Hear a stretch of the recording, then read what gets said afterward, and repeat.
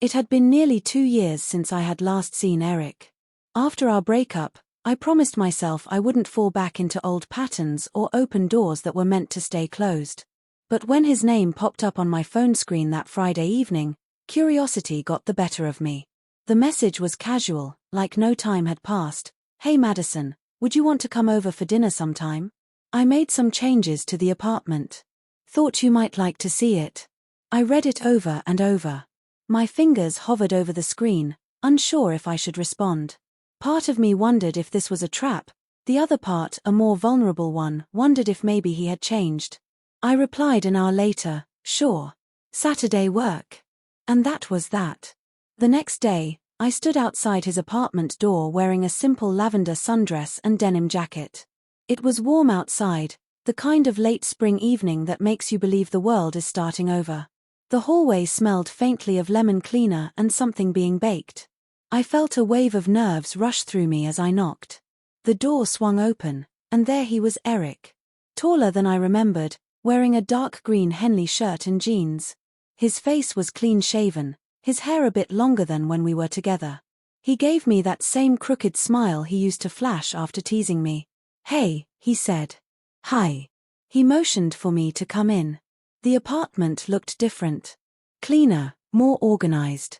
New curtains, a new couch, and the old record player we both used to argue about was still there, humming low in the background with soft jazz. "You still kept the record player," I said, stepping inside. "Some things are hard to let go of," he said, locking the door gently behind us. We ate pasta that he made himself surprisingly well and drank wine that was slightly too sweet.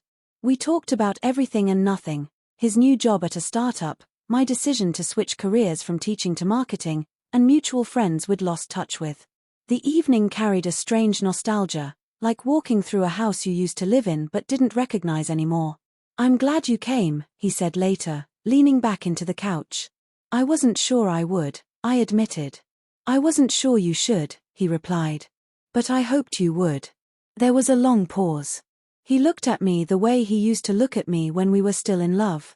And maybe that was the moment something shifted. It wasn't romantic, not exactly.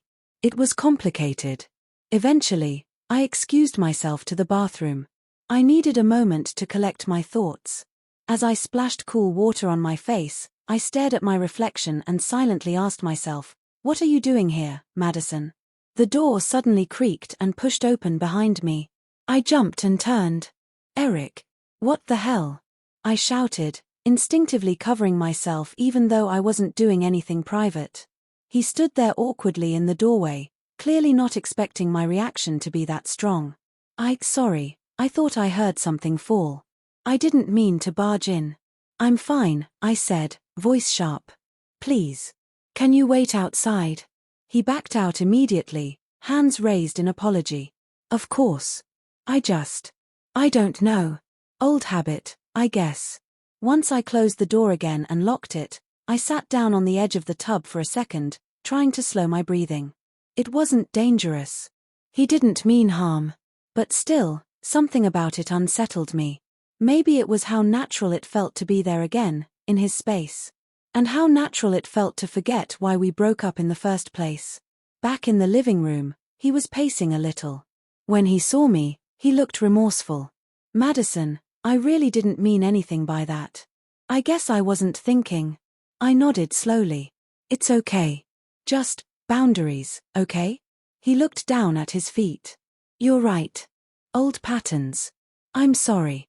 After a moment of awkward silence, he asked, "Do you want to stay for dessert? I made that chocolate mousse you liked." I hesitated.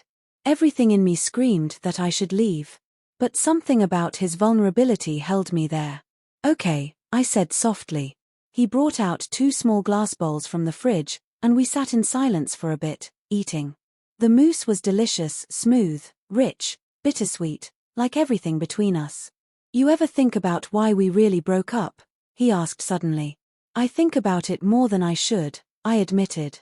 He looked at me. "Was it me?" "It was both of us," I said. "You stopped listening. I stopped trying. And then everything turned into a fight." "Yeah," he said, nodding slowly. "I remember that. I looked down at my dessert. I don't regret loving you, Eric. I regret how we treated each other in the end. He put his bowl down and leaned in. I never stopped loving you. I paused. You say that now because I'm here. Because we're pretending everything's okay. I'm not pretending, he said, more firmly. I invited you here because I wanted to see if there was still something between us. I didn't plan that moment in the bathroom, I swear, but maybe it reminded me how real this used to be. And maybe it reminded me of why we ended, I said quietly. Because you didn't always respect space. You didn't always understand boundaries. I do now, he said, almost whispering. I've had a lot of time to think. Therapy, even. That surprised me. Really? He nodded. Yeah. I've been working on myself. Not just for you, but for me. But you coming here, tonight, it made me realize I'm still not where I want to be. I smiled a little. That's growth. He chuckled softly. Would it be completely crazy if I asked to see you again? Not like we used to. But new. Fresh. Coffee sometime? I thought about it. I don't know yet. But I won't say no. The rest of the night was mellow. We didn't touch. We didn't kiss. When I stood at the door, ready to leave, he opened it gently and said, "Thanks for coming, Mads." I gave a small smile. "Take care of yourself, Eric." Walking down the hall, I didn't feel angry. I didn't feel confused. I felt clear. Sometimes the past comes back, not to pull you in, but to show you how far you've come. And sometimes, it barges in by accident, reminding you why you built the walls in the first place.